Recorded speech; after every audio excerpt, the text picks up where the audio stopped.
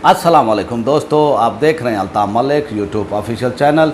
आज मैं दो मौज़ूआत पर बात करूंगा और ये मौज़ूआत हैं। पहला हमारा मौजू है जनाब मुफ्ती आज़म पाकिस्तान जनाब मुफ्ती मुनीबुर रहमान साहब के हवाले से है कि हुकूमत ने फ़ैसला किया है कि उनको 4th वो शेड्यूल में जो है वो डालने जा रही हैं और उनके साथ कुछ वो कारोबारी भी वो शख्सियात हैं, उनको भी जो है ये वो डालने का फ़ैसला किया गया है। क्या ये फ़ैसला हुकूमत का जो है क्या यानी जो मकासद हासिल वो करना चाहती है या वो हासिल कर पाएगी, या मुफ्ती साहब को जो है इंतकामी कार्रवाई का निशाना वो बनाया जा रहा है और उनको झुकाने की यानी कोशिश की जा रही है।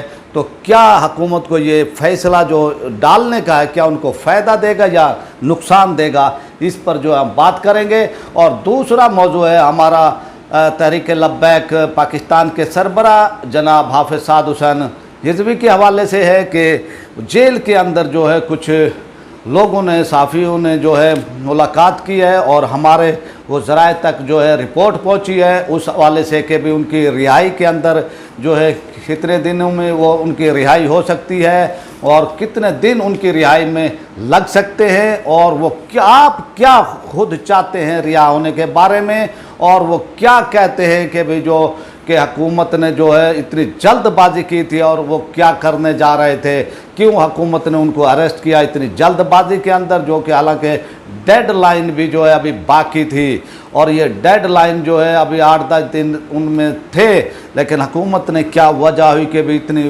वो जल्दी उनको अरेस्ट किया और अपने पाँव पर कुल्हाड़ी मारी। और फिर आपने देखा जो कि आप वो सबके सामने है क्या हुआ है, और हुकूमत इस वक्त गैर मकबूल होती जा रही है हुकूमत। तो इस पर जो है हम बात करेंगे। आते हैं अपने पहले वो टॉपिक की तरफ। हमारा टॉपिक है मुफ्ती आज़म पाकिस्तान के हवाले से कि अब हुकूमत ने जो है ये फ़ैसला वो किया है कि इनको 4th शेड्यूल के अंदर जो है डाल दिया जाए। और 4th शेड्यूल जो है उन लोगों के लिए होता है जो कि दहशतगर्द होते हैं, ये उनको वो डाला जाता है इसके अंदर। और फिर जो इंसानी हकूक़ होते हैं, जो बुनियादी फंडामेंटल राइट होते हैं इंसान के, वो जो है हुकूमतें छीन देती हैं कि भी इनका कोई हकूक़ वो नहीं है। तो ये इक़दाम करने जा रही है ये हुकूमत। मुफ्ती आज़म पाकिस्तान जो कि मुतदिल मिजाज वो शख्सियत है और हमेशा से उन्होंने दलील से बात की है, उनको जो है 4th शेड्यूल में हुकूमत ने डालने का फ़ैसला किया है। इससे पहले हुकूमत देख चुकी है कि हाफिज़ साद हुसैन के मामले के अंदर किस तरह से उन्होंने उजलत के अंदर काम किया और किस तरह से फिर उनको अरेस्ट किया गया और जो हालात हुए, और हुकूमत जो है गैर मकबूलियत में जो है अभी वो जा रही है और इमरान खान की मकबूलियत जो है बहुत ही गिर रही है वो तेज़ी से, जो कि डेंट वो लगाने में पीडीएम जो है नाकाम रही।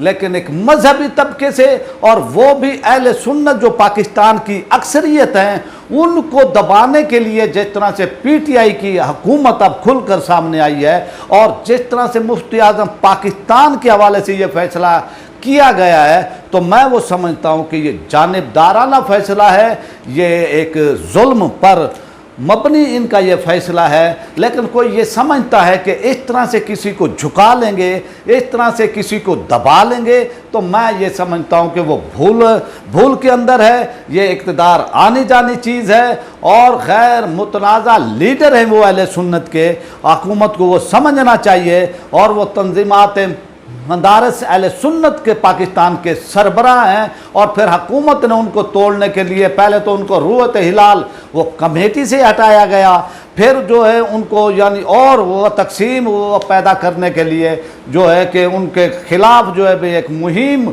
वो चलवाई गई कि भी इनको जो है ओहदे से हटाया जाए। लेकिन वो भी अटैम्प्ट जो है नाकाम हो गया और फिर कोशिश की गई हुकूमत की वो तरफ से कि इजाज़त वो दे दी गई कि कोई और अपना बोर्ड वो बनाना चाहता है।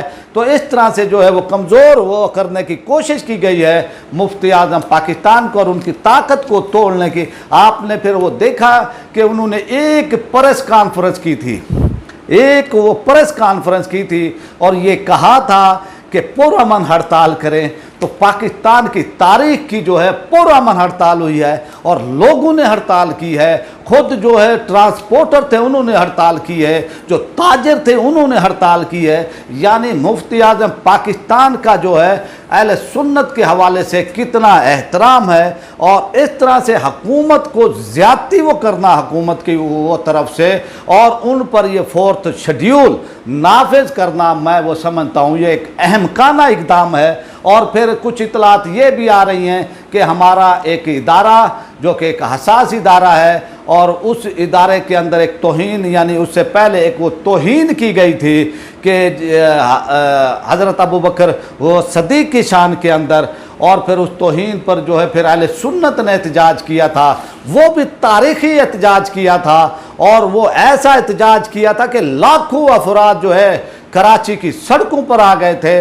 तो सबको पता है, हमारे इदारे भी जानते हैं, हुकूमत भी जानती है कि अहले सुन्नत जो है पुरअमन है, लेकिन इनको जो है दीवार से ना भगाया जाए। हम अपील वो करते हैं अपने इदारों से, खुदारा ऐसे अहमकाना इक़दामात ना उठाया जाए कि वो पहले ही एहसास से महरूमी का वो शिकार रहे हैं क्या में पाकिस्तान से और आज तक। लेकिन आपने फिर देखा, लेकिन वो कहते हैं ना, जब इक़्तिदार के अंदर लोग हों तो उनकी सोचने समझने की जो है वो सलाहियत जो है वो गुम हो जाती है, वो इस पर सोच नहीं हो सकते और वो फिरौन वो बन जाते हैं। तो मैं ये समझता हूँ कि वो चाहे हमारा वो इदारा हो, जब उन्होंने ये कहा, वो मुशर्रफ के टाइम भी जो है यानी बात कहने में वो पीछे, सच कहने में जो है वो पीछे नहीं हटते, वो कह देते हैं और सच हमेशा कड़वा होता है। वो चाहे कोई इदारा हो, चाहे कोई यानी हुकूमत के ओहदेदार हो, तो वो अपनी बेइज्जती वो समझते हैं। वो ये चाहते हैं कि भी हमारी जो है यानी वो की जाए, चापलूसी की जाए। तो मैं इसलिए जो है फिर इदारे ने उनको ये भी कहा कि आपने जो है ये किया है, तो इस तरह से जो है यानी मामलात हुए।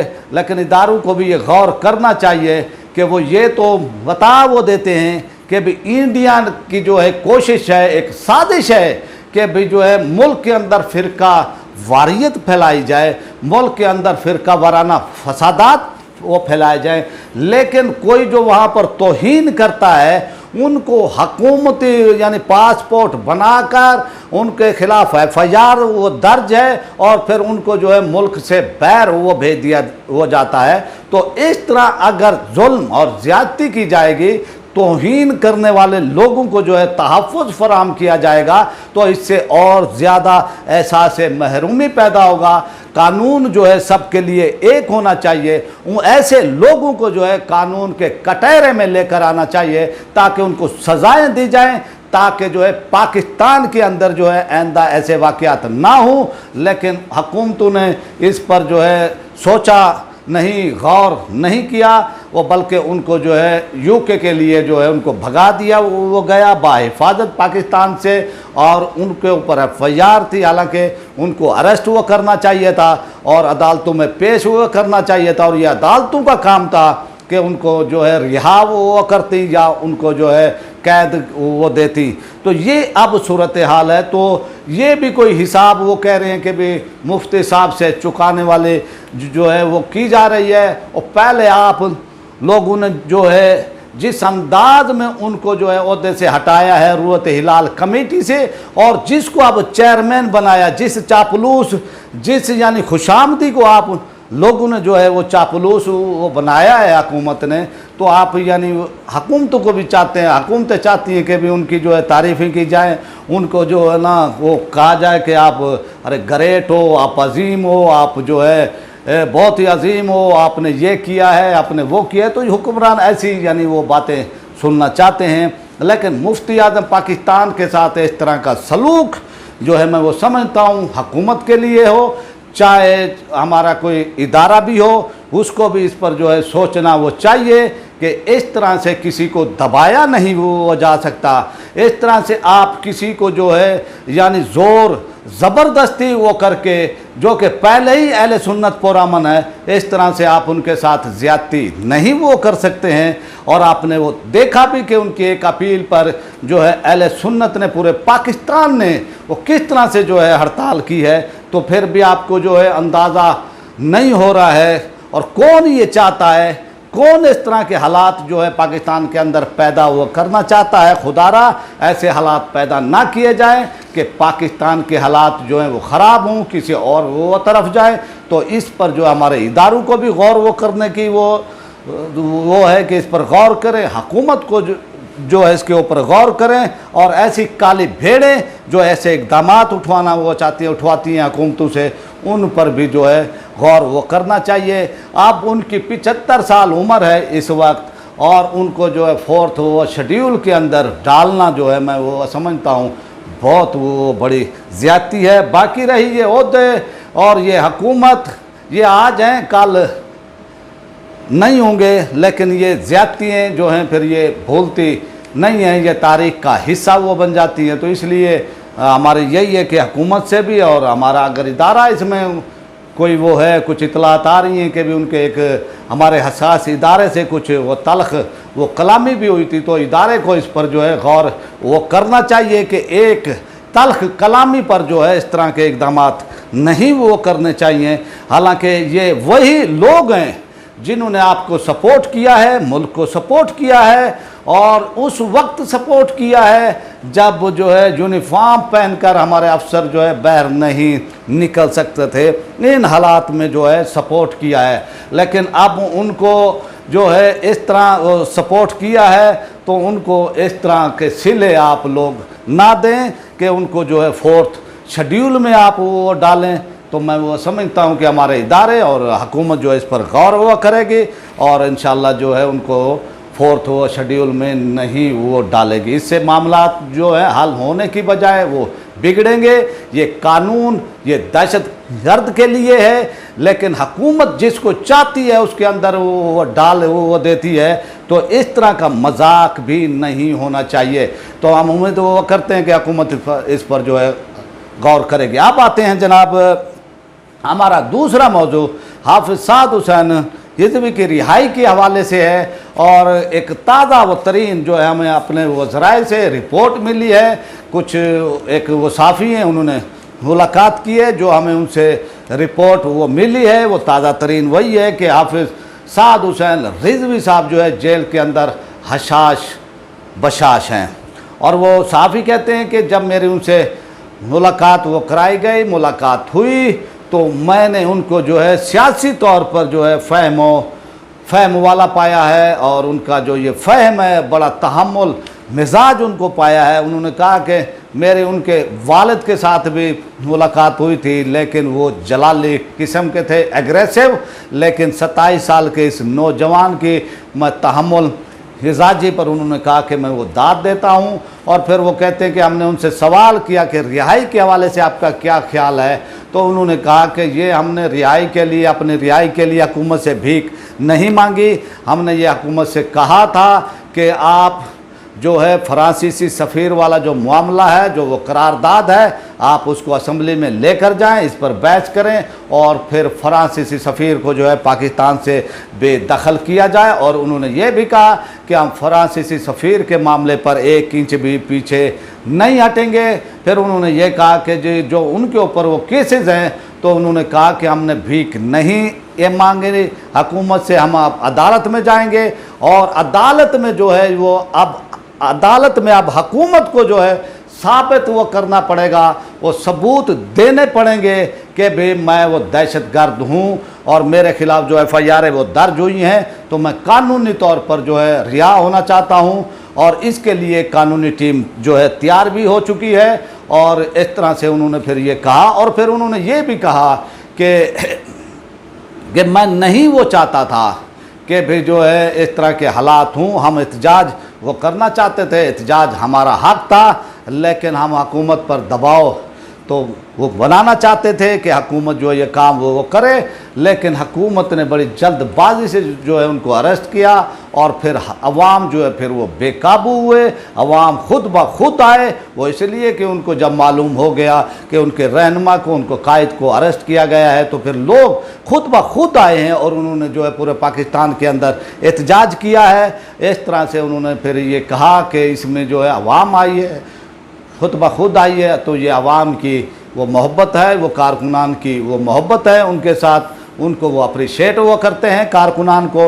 इस तरह से उन्होंने फिर ये कहा कि हम हुकूमत से भीख नहीं ये मांगेंगे कि भी उनके ख़िलाफ़ जो वो केसेस हैं वो ख़त्म किए जाएं। और उन्होंने कहा कि मैं कानूनी जंग पर जो है यकीन वो रखता हूं और हम कानूनी जंग वो शुरू करने जा रहे हैं अब। और इंशाअल्लाह उन्होंने कहा कि हम जल्दी जो है ये हमारी कानूनी वो जंग होगी, लेकिन ये वो प्रोसीजर है वो थोड़ा सा ताख़ीर का, या इससे कुछ इसमें ताख़ीर हो सकती है, महीना 2 महीने या 3 महीने भी यानी इसमें लग हो सकते हैं इस सूरत हाल के अंदर। लेकिन वो झुके नहीं हैं, हौसले के अंदर हैं। और फिर आप ये देखें कि उनके इस हौसले और उनके इस तहम्मुल और इस फ़हम के उसमें जो है फिर जो मुखालिफ वो सहाफ़ी भी थे, जो तासुब का इजहार वो करते थे, वो भी आज जो है तारीफ़ करने पर जो है मजबूर हुए हैं। इनमें हारून साहब हैं, जिनमें जो है मुबशर हुक्मान साहब है, जो पहले जो है मुखालिफ थे। इस तरह से जो है जब यानी सच वो सामने आता है तो फिर सच की एक इखलाकी एक अपनी वो ताकत होती है। तो फिर हारून साहब तो ये कहते हैं कि एक वो इतनी बड़ी शख्सियत हैं कि उनको जो है रेस्ट हाउस में रखना चाहिए था, और हुकूमत ने उनके साथ जो है ये जुल्म किया है। इस तरह का ये इक़दाम उठा के उनको तो जो है रेस्ट हाउस में रखना चाहिए था, ये कहना था जो है हारून रशीद साहब का। तो ये तो थी आज की यानी वो ताज़ा तरीन, और जो मुफ्ती आज़म पाकिस्तान के हवाले से और हाफिज़ साद हुसैन हिज़्बी के हवाले से है। और एक और मैं आपको ये बताता चलूँ कि जो कि शूरा है TLP की, उन्होंने जो है अपनी वकला टीम वो तश्कील वो दे दी है। उन्होंने अपने फ़ोन नंबर भी वो दे दिए हैं कि भाई आप रब्ता करें, जो जो लोग जो है अंदर हैं आप उनको वो बताएं। और वकला टीम जो है वो कोशिश कर रही है। और दूसरी वो ये है कि जो लोग शहीद हुए हैं उनके डॉक्यूमेंट्स इकट्ठे किए जा रहे हैं, और अदालतों से जो है अब वो लेकर उनके पोस्टमार्टम का भी यानी वो फैसला किया गया है कि उनके पोस्टमार्टम वो कराए जाएंगे। और इस पर जो है हुकूमती एहलकारों पर, पुलिस वालों पर जो है FIR कराने का फ़ैसला किया गया है। ये थी वो ताज़ा तरीन। और अब हम आपसे चाहते हैं इजाज़त, आपसे यही हमारी रिक्वेस्ट है कि आप हमारे चैनल को सब्सक्राइब कर लें, बेल आइकन को प्रेस कर दें, वीडियो को लाइक भी करें, ज़्यादा से ज़्यादा शेयर भी करें, और अपनी राय का इज़हार कमेंट्स बॉक्स में लाजमी करें। पाक फ़ौज जिंदाबाद।